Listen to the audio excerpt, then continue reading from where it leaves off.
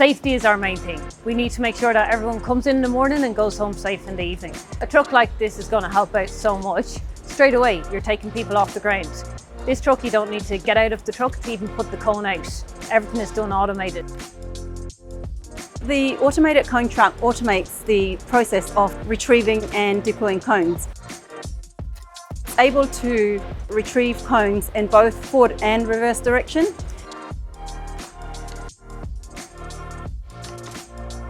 I initially worked on the ground as a traffic controller myself and had built myself up through the ranks. So I've gone from being on the lollipop to being on the freeway.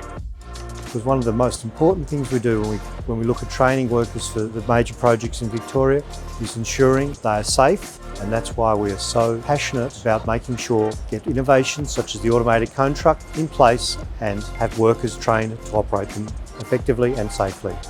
We see this as an exciting safety innovation to save our road workers from needing to enter live traffic environments to place traffic cones.